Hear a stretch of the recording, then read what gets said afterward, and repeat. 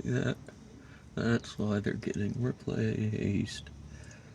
Alright, so see those two big hoses? I clamped them down last time to hold me over till the new hoses showed up. Well, the parts are here, and so is my check engine light. So now the question is, will these two hoses actually fix the problem?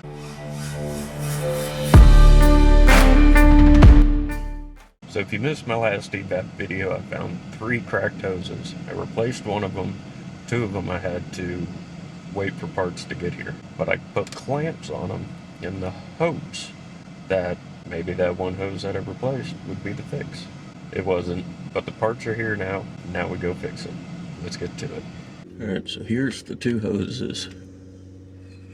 Let's go ahead and get them taken out.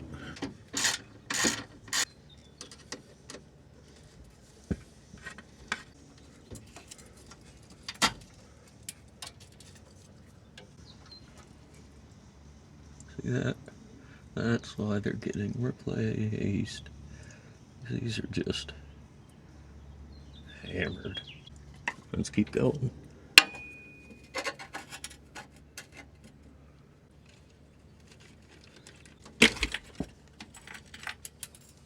Now, to make it into the other side of this one, because it goes up over the tank, I'm gonna move the charcoal canister out of the way. We've already done that.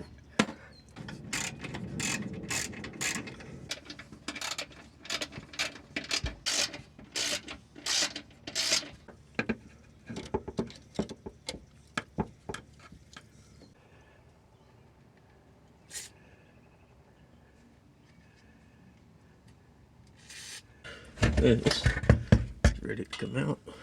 See that? It's just as bad. And it goes up over the top there. Alright, so it goes up over there. I got the clamp off. And that's that. Let's take a look at it. There.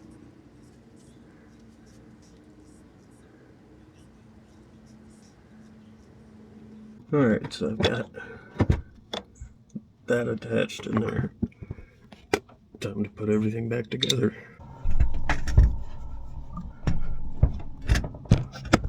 God damn it.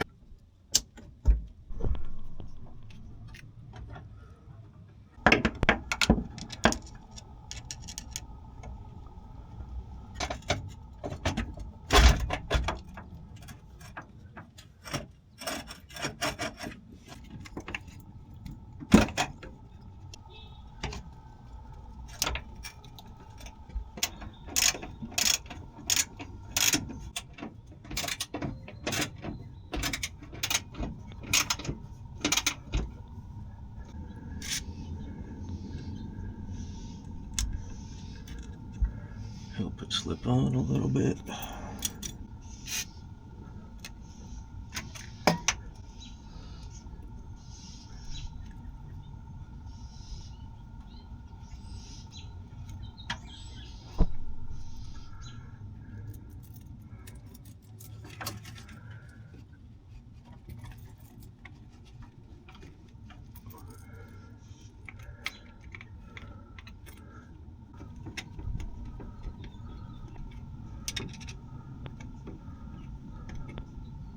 Alright. Tight enough there. Let's get this last one on here.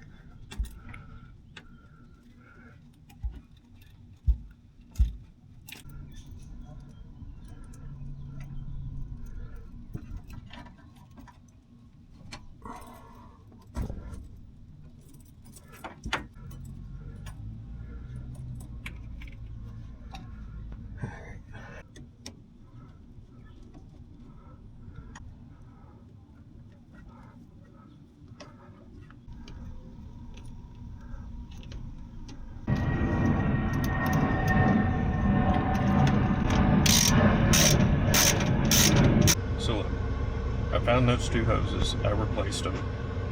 Now here's the frustrating part. I can't tell you right now, definitively, if the leak is fixed. Everything else I've changed, it's taken about a week for the check engine light to come back. So that's what I gotta do. I cleared the code, I drive it for a week, the light stays gone or it comes back. Even if the light comes back, with everything I've gone through, checked, replaced, we've already eliminated a huge amount of culprits that this little gremlin could be. So make sure you're subscribed so you can see whether or not this comes back. I really hope it doesn't, but if it does, we'll take it from there. Thanks for watching, and I'll catch you guys later.